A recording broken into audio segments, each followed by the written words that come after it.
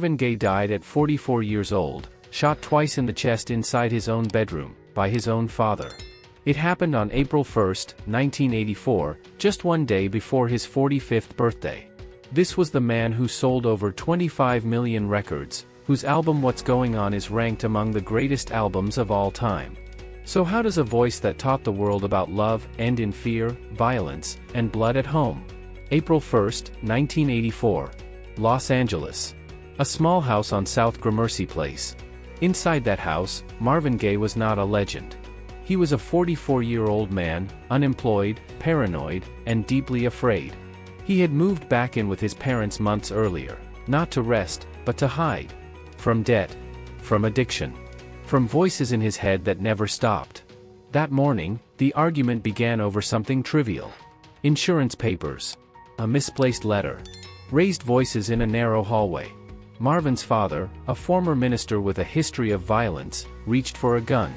A .38 caliber revolver, a weapon Marvin himself had bought years earlier for protection. At 12:38 p.m., 2 shots were fired. Both bullets tore into Marvin Gaye's chest. He collapsed on the bedroom floor where he once wrote music about healing and peace. Paramedics arrived minutes later. They tried CPR. They failed. Marvin Gaye was pronounced dead at the hospital shortly after.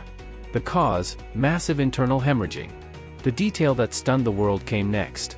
This happened one day before his 45th birthday. The man who sang What's Going On never lived to turn 45.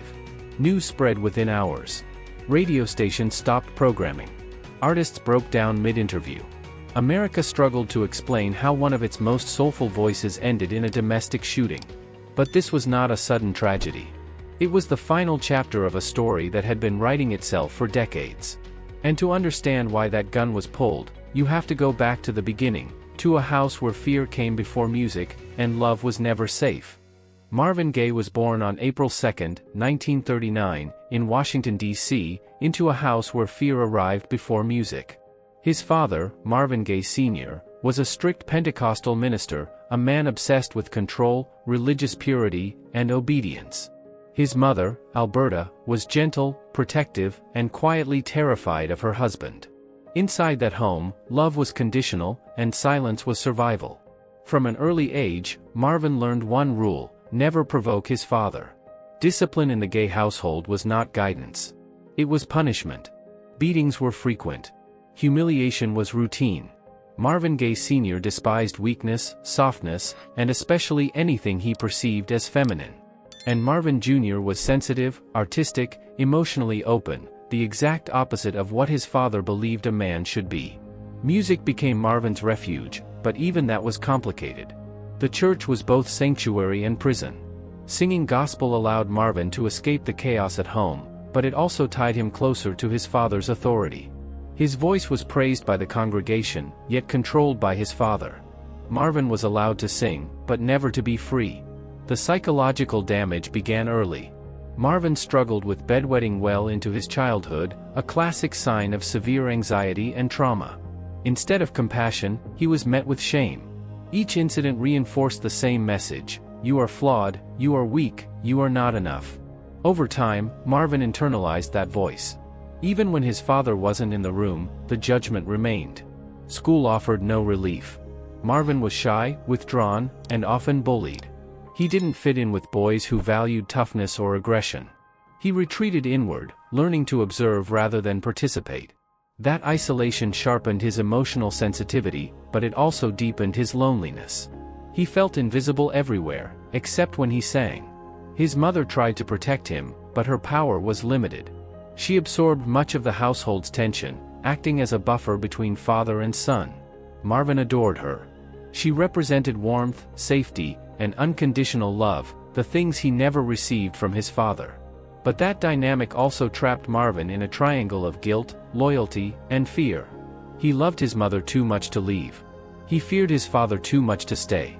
As he grew older, Marvin became increasingly confused about masculinity, authority, and self-worth. His father preached holiness while privately expressing rage and contempt. That contradiction planted a deep fracture in Marvin's mind. He learned early that authority could be cruel, that love could hurt, and that home was not a place of safety. By his teenage years, Marvin was already showing signs of depression. He oscillated between spiritual devotion and quiet rebellion. He sang with transcendent beauty, yet felt spiritually impure. He longed for approval but expected rejection. Every success felt temporary. Every mistake felt permanent. Music, again, was the escape, but also the pressure. His voice was extraordinary, and people noticed. Choir directors praised him. Local musicians encouraged him. But praise created a new fear: visibility. The more people admired him, the more he felt exposed. Success did not feel like liberation. It felt like standing under a spotlight, waiting to be judged. This is where the pattern was set. Marvin learned that achievement did not erase pain. It only masked it. He learned to perform while suffering, to smile while breaking, to sing about love while never fully trusting it. Long before fame, long before records and awards, Marvin Gaye was already living with the belief that he was fundamentally unsafe in the world. And most devastating of all, the person who should have protected him, the man whose approval he craved, became the shadow he would spend his entire life running from. The father was no longer just a person. He became a voice in Marvin's head. A voice that questioned his worth. A voice that punished weakness. A voice that never went silent. That voice would follow Marvin into adulthood, into success, into addiction, and eventually, back into the same house where everything began. By the late 1950s, Marvin Gaye believed music might finally give him what home never did: distance, independence, and a sense of identity not defined by fear. He joined the U.S. Air Force briefly, hoping discipline would reshape his life. It failed. He was discharged early, emotionally unfit for a system that mirrored his father's authority. What followed was not confidence, but drift. Marvin moved between cities, couches, and cheap rooms, chasing a feeling of belonging he could never quite reach. His earliest professional steps came through doo-wop groups. The Moonglows offered structure and exposure, but also instability. Marvin sang backup, learned harmony, and absorbed the mechanics of the industry from the margins. He was talented, but not dominant. Sensitive, but not aggressive. In an era that rewarded bravado, Marvin felt invisible again. Success hovered nearby, but never landed.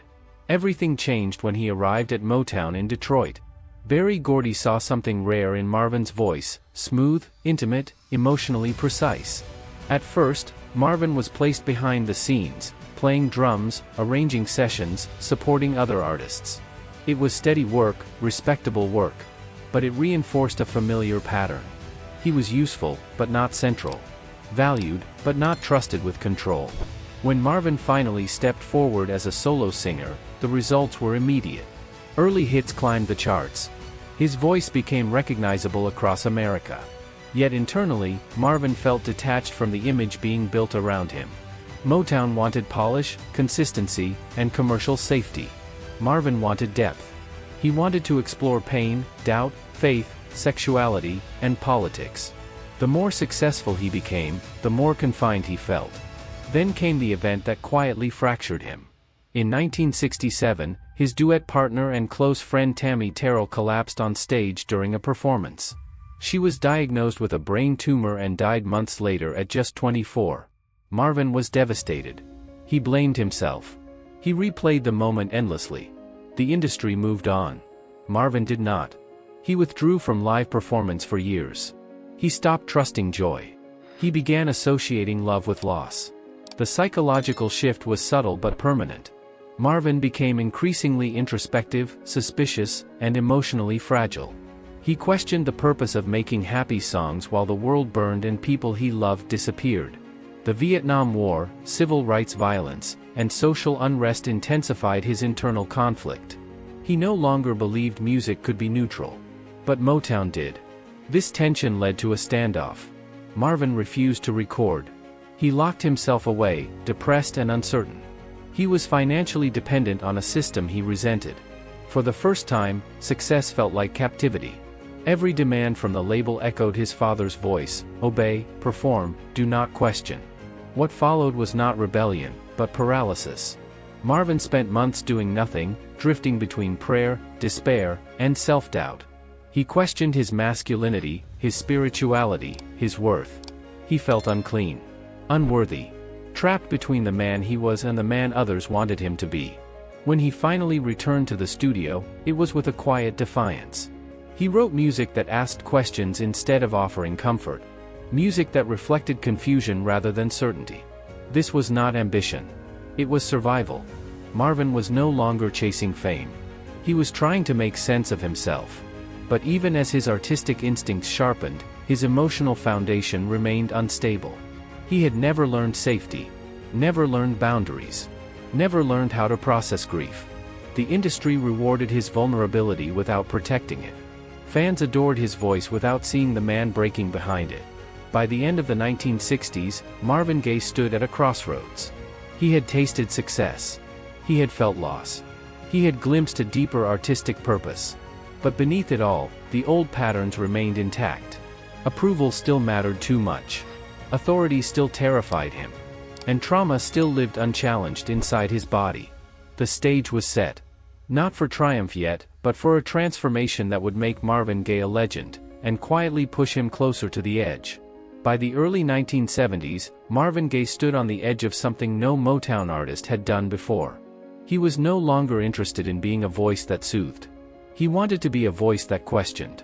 America was fractured by war, racial violence, and generational rage, and Marvin felt that pretending otherwise was a lie. The cheerful love songs that once made him famous now felt dishonest. He was carrying too much grief to keep smiling on command. Against Motown's wishes, Marvin pushed forward with a project that executives considered career suicide. The album was called What's Going On. It spoke openly about police brutality, Vietnam, poverty, and spiritual confusion. Berry Gordy tried to stop it. The label refused to release the lead single. Marvin did something unthinkable at the time. He stopped working. He told Motown he would not record another note unless the song was released. For the first time in his life, Marvin confronted authority instead of submitting to it. When What's Going On finally reached the public in 1971, it changed everything. The single climbed the charts rapidly. The album followed and became an immediate critical and commercial success. It sold over 2 million copies and redefined what soul music could be. Marvin Gaye was no longer just a singer. He was a conscience. A poet. A prophet for a generation searching for meaning in chaos. Critics praised the album as revolutionary. Today, it is consistently ranked among the greatest albums of all time. At the peak of his success, Marvin had done what he always feared. He exposed his inner world to millions. And the world embraced it. On the surface, this was triumph. Privately, it intensified his vulnerability. Fame now came with a new weight. Marvin wasn't just expected to entertain. He was expected to represent truth, depth, and moral clarity. Fans projected their hopes onto him. Activists quoted his lyrics. Journalists framed him as a spokesperson for Black America. Marvin absorbed it all, but he was not built for that kind of psychological load. He had never felt secure inside himself. Now he was asked to carry an entire era. Commercial success followed relentlessly. Albums like Let's Get It On expanded his image from political voice to sexual icon. The record sold millions and solidified him as one of the most bankable artists in the world. His voice became synonymous with intimacy and desire. The irony was brutal. Marvin sang about closeness while emotionally distancing himself from everyone around him. Behind closed doors, the pressure was eroding him. He began using cocaine more frequently, initially as a way to manage exhaustion and anxiety. The drug sharpened his paranoia. He became hyper-aware, mistrustful, restless. Fame amplified his childhood wounds instead of healing them. Every compliment felt temporary. Every criticism felt catastrophic. His personal life mirrored the instability. Relationships were intense, volatile, and unsustainable. Marvin oscillated between craving love and fearing it. Marriage did not ground him. Success did not calm him. Money did not make him feel safe. He lived lavishly, but without peace. The higher he rose, the more he felt exposed. On stage, Marvin was magnetic. Crowds screamed. Cameras adored him. But touring drained him. The performances required emotional openness he could not regulate. Each night felt like bleeding in public. After shows, he often retreated into isolation, convinced that people loved the image, not the man. That belief hardened over time. The industry celebrated his peak years as effortless brilliance. In reality, Marvin was running on spiritual fumes. His work schedule was relentless. His financial management was chaotic. Despite earning millions, he struggled with debt, poor decisions, and legal trouble. Success came faster than stability.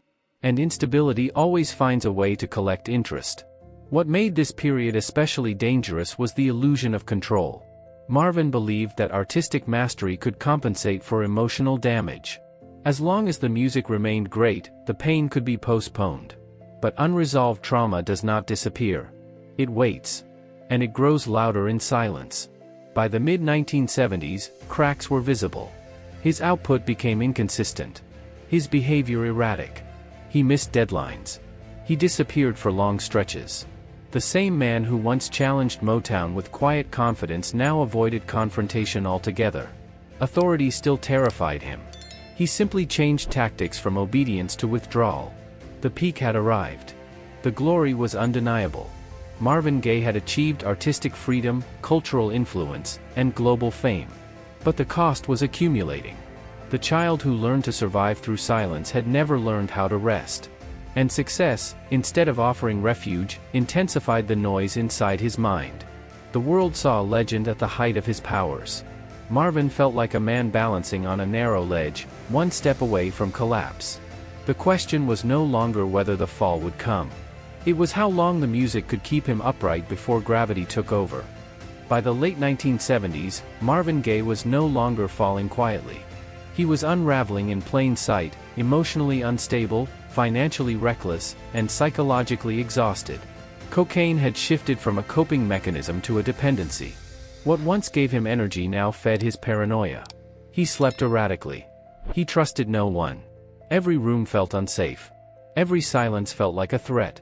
Marvin became convinced that people were watching him, following him, waiting for him to slip. He installed security systems, carried weapons, and changed locations constantly. Friends noticed the change immediately. Conversations looped. Thoughts fractured. Marvin would speak about God, then fear, then betrayal, then death, often in the same breath. His mind never rested. At the same time, his finances collapsed. Despite earning millions, Marvin owed enormous sums to the IRS. Years of poor management, avoidance, and impulsive spending caught up with him. Lawsuits mounted. Deadlines were missed. He responded by disappearing. When pressure intensified, Marvin fled, first emotionally, then geographically. He left the United States and moved to Europe, drifting between London, Ostend, and other cities. On the surface, it looked like escape. In reality, it was isolation. He lived alone, rarely trusted collaborators, and avoided confrontation with labels and lawyers. Cocaine use intensified. So did his religious guilt. Marvin prayed obsessively, then punished himself for failing to live up to his own spiritual standards. This internal contradiction consumed him. He saw himself as sinful and unclean, yet deeply spiritual. He wanted forgiveness, yet believed he did not deserve it. That tension became unbearable. His body began to show the cost. He lost weight. His voice weakened. His confidence evaporated. Relationships disintegrated. People who tried to help were pushed away. Those who stayed became targets of suspicion. Marvin accused friends of betrayal without evidence. He believed managers wanted to kill him. He believed the industry was plotting against him. The line between fear and reality blurred completely. What made this period especially tragic was Marvin's self-awareness. He knew something was wrong. He spoke openly about feeling broken, hunted, and exhausted. But awareness did not lead to healing. It led to shame. And shame deepened the spiral. He had never learned how to ask for help without feeling weak. In moments of clarity, Marvin expressed the truth bluntly. He once said, "I'm afraid of myself." That sentence captured everything. The fear was no longer external. It lived inside him. As his mental state deteriorated, so did his sense of identity. He no longer trusted the man who created what's going on. He no longer believed his voice had meaning. Music, once his refuge, became another source of pressure. Expectations suffocated him. He feared failing the image he helped build. By the early 1980s, Marvin returned to the United States not as a conquering artist, but as a man seeking shelter. He moved back into his parents' home in Los Angeles. On paper, it was temporary. In reality, it was catastrophic. The same house. The same father. The same unresolved terror. The dynamic had not changed. Marvin was still emotionally fragile. His father was still controlling and volatile. Old wounds reopened instantly. Arguments escalated quickly. Marvin oscillated between submission and rage. He felt trapped again, physically, psychologically, spiritually. The paranoia worsened. He slept with a gun nearby. He believed death was imminent. Sometimes he spoke as if it were inevitable. Sometimes he welcomed it. Friends noticed he no longer talked about the future. Only survival. Only fear. The collapse was complete.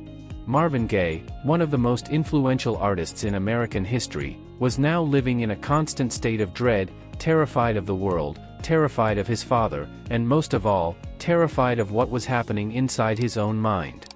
And the darkest part was still ahead. Living back under his father's roof did not bring Marvin Gaye peace. It stripped away the last illusion that distance could erase trauma. Every day inside that house felt like a regression. He was no longer a global icon. He was a frightened child again, walking on emotional landmines, measuring every word, bracing for judgment. The arguments became constant. Small disagreements exploded into shouting matches. Marvin's father criticized his lifestyle, his beliefs, his masculinity. Marvin responded with defiance one moment and silence the next. The power struggle never resolved because it had never changed. One man demanded control. The other had spent a lifetime trying to escape it. By this point, Marvin's mental health was severely compromised. Cocaine use had altered his perception of reality. He believed people were trying to kill him. He checked windows obsessively. He slept lightly, if at all. He installed locks, alarms, and weapons. Fear became routine. Calm felt suspicious. Ironically, this was also a period of creative revival. In 1982, Marvin released Midnight Love. The album marked a brief comeback, driven by the success of Sexual Healing. The song topped charts worldwide and earned him 2 Grammy Awards. For the outside world, it looked like resurrection. For Marvin, it was a fragile truce with himself. The success did not quiet his fears. It intensified them. Attention felt dangerous. Praise felt temporary. Marvin worried that any moment of joy would be followed by punishment. He spoke often about death, sometimes casually, sometimes with disturbing clarity. Friends sensed he was preparing for something, even if he didn't fully understand what. He remained deeply conflicted spiritually. He prayed daily. He read scripture. He believed in redemption. But he also believed he was beyond saving. The contradictions tore him apart. He wanted to be clean but felt permanently stained. He wanted forgiveness but believed it was withheld. The presence of his father made healing impossible. Their relationship was not just strained. It was combustible. Marvin feared him and resented him in equal measure. Years of suppressed rage surfaced unpredictably. He would provoke arguments, then retreat. He was both seeking confrontation and running from it. In a cruel twist of fate, the gun that would end Marvin's life had been given to his father by Marvin himself years earlier, meant for protection. It was a symbolic gesture of trust that would later feel unbearable in retrospect. Marvin had spent his life trying to protect himself from the man he armed. On the morning of April 1, 1984, the tension finally snapped. The argument was mundane, but the emotions behind it were not. Years of fear, resentment, guilt, and unresolved trauma collided in minutes. Marvin's father reached for the revolver. 2 shots ended everything Marvin had been running from and everything he had been carrying. After the shooting, the silence was overwhelming. The world struggled to process what had happened. A legend was gone. The circumstances were too disturbing to romanticize. Too intimate to explain away. The story forced an uncomfortable truth into the open. Talent does not protect you from trauma. Success does not erase fear. Fame does not heal what was broken at home. Marvin Gaye's death was not an accident. It was not a mystery.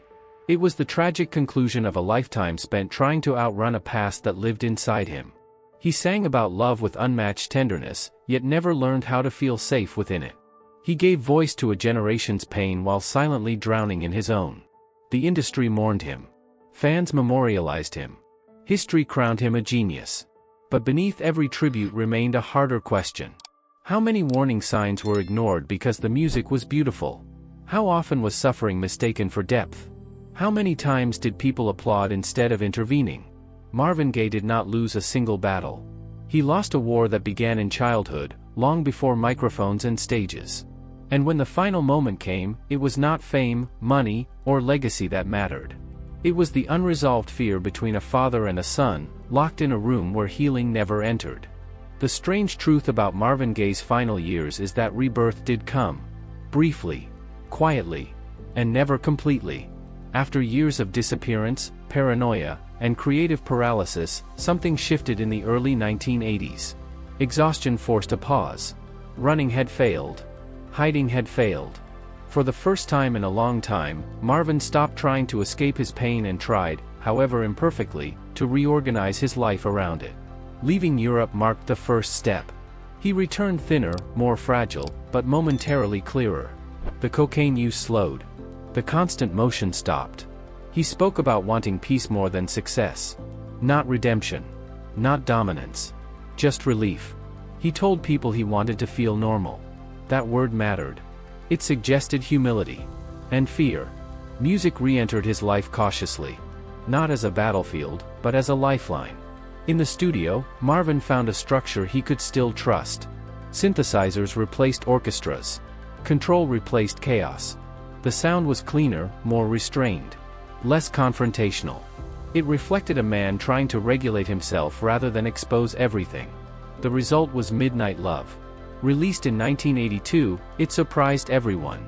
Sexual Healing became a global hit, reaching #1 internationally and winning Marvin 2 Grammy Awards.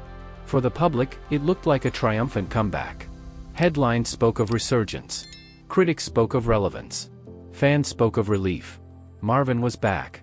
Inside, the experience was more complicated. Success no longer felt intoxicating. It felt dangerous. Marvin worried that attention would destabilize him again. He distrusted praise. He feared momentum. He spoke about wanting to slow down, to limit exposure, to protect his mental state. Fame had taught him that being visible could be lethal. Still, the music brought moments of calm. He exercised. He ate better. He talked about spirituality in softer tones. For the first time in years, he spoke about the future without dread. These changes were real. But they were fragile. They depended on distance from conflict and a controlled environment. Neither would last. The decision to live with his parents again was framed as temporary support. In truth, it was a miscalculation rooted in fatigue. Marvin believed that stability could come from familiarity. He underestimated how deeply his nervous system associated that house with fear. Old dynamics resurfaced immediately. Control. Judgment. Shame. The structure he built externally collapsed internally. The turning point was incomplete because the core wound remained untouched. Marvin had reduced the symptoms, but not the cause. He had slowed his pace, but never confronted the source of his terror directly. Therapy was inconsistent. Boundaries were weak. He still measured his worth through approval. Still feared authority. Still confused love with submission. There were moments when he saw it clearly. He spoke about needing to forgive. He spoke about childhood. He spoke about wanting to be free from his father's shadow. But insight without safety does not become healing. Each attempt at rebirth was interrupted by the same unresolved conflict. What made this period especially tragic was its sincerity. Marvin was not pretending anymore. He was not chasing dominance or cultural relevance. He genuinely wanted peace. He wanted rest. He wanted to believe that survival did not require constant vigilance. But his nervous system had never learned how to stand down. The music world celebrated sexual healing as a return to sensual confidence. Marvin experienced it as proof that he could still function, not that he was healed. The distinction mattered. Functioning kept him alive. Healing never arrived. In quieter moments, Marvin spoke about death with unsettling calm. Not in despair. In acceptance. As if he sensed that the window for lasting repair was closing. He didn't dramatize it. He normalized it. That frightened those who listened closely. Rebirth, in Marvin Gaye's story, was not a transformation. It was a pause. A narrow ledge where he caught his breath before the final fall. He had changed enough to see the damage clearly, but not enough to escape it. He stood between awareness and action, clarity and collapse. The tragedy of Marvin's turning point is not that it failed completely. It's that it almost worked. Almost is the most painful word in his life story. Almost healed. Almost safe. Almost free. And when the structure supporting that fragile rebirth cracked, there was nothing underneath to catch him. The final months of Marvin Gaye's life were quiet on the surface and catastrophic underneath. To the public, he was a comeback story. 2 Grammy Awards. A chart-topping single. A legend who had survived his demons. Behind closed doors, Marvin was unraveling again, this time without the strength or distance to slow the collapse. Living with his parents reactivated everything he had tried to escape. The house was tense, suffocating, emotionally volatile. Marvin's father remained rigid, critical, and unpredictable. Marvin remained hypersensitive, exhausted, and afraid. Their relationship never softened. It only narrowed, until every interaction felt like confrontation waiting to happen. Marvin spent much of his time isolated in his bedroom. He exercised obsessively, believing physical strength might protect him from psychological collapse. He slept with a gun nearby. He spoke less about music and more about survival. Friends noticed a disturbing shift. He seemed resigned, as if he no longer believed change was possible. On April 1, 1984, one day before his 45th birthday, the tension finally detonated. The argument that morning was small, almost absurd. A dispute over insurance documents. Raised voices. Accusations. Years of unresolved trauma compressed into minutes. Marvin's father reached for the revolver. 2 shots ended a life that had been in flight since childhood. The aftermath stunned the world. News outlets struggled to find language that could contain the truth. A musical icon had been killed by his own father inside his childhood home. There was no way to sanitize it. No heroic framing. No distance between legend and reality. The tragedy was intimate, domestic, and deeply uncomfortable. Marvin Gaye Sr. was charged, then convicted of voluntary manslaughter. He received probation, not prison, due to health issues. The sentence left many unsettled. There was no sense of justice that could balance the loss. Only grief layered with confusion and shame. In death, Marvin Gaye's music took on a new weight. Lyrics once heard as romantic or political now sounded prophetic. Songs about fear, love, and spiritual conflict were reinterpreted through the lens of his life. Fans returned to his catalog not for nostalgia, but for understanding. His voice carried truths that history had not fully grasped while he was alive. His influence only grew. Artists across generations cited him as foundational. Not just for his sound, but for his courage to bring vulnerability into popular music. He expanded what black male expression could be. Soft without weakness. Emotional without apology. Political without preaching. That legacy remains inseparable from his pain. Marvin Gaye did not leave behind a simple message. His life does not resolve cleanly into triumph or failure. It stands as a warning and a testament. Talent cannot outpace trauma. Success cannot substitute for safety. Art can express pain, but it cannot always heal the person creating it. What Marvin gave the world was honesty. Not perfection. Not stability. Honesty. He sang what many felt but could not articulate.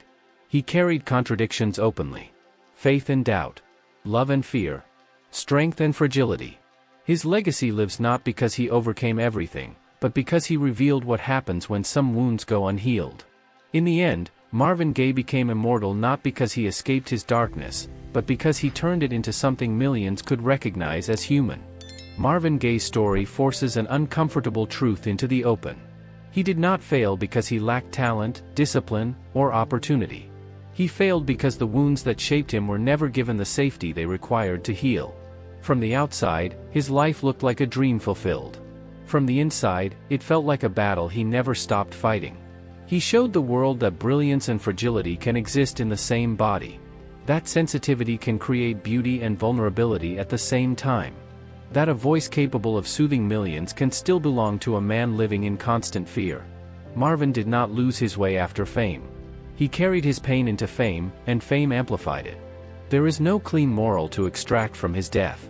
Only lessons. Trauma ignored does not fade. It adapts. Success does not erase childhood fear. It often gives it a larger stage. And silence, when mistaken for strength, slowly becomes lethal. Yet Marvin's life is not just a tragedy. It is a reminder of the power of emotional honesty. He expanded what music could hold. He made space for tenderness, doubt, and spiritual conflict in a culture that often demanded certainty. He gave language to feelings many people never learned how to name. Marvin Gaye did not survive his story. But he told it, fully, painfully, and truthfully. And now, the question remains, quietly but firmly, for anyone listening. So what's your story?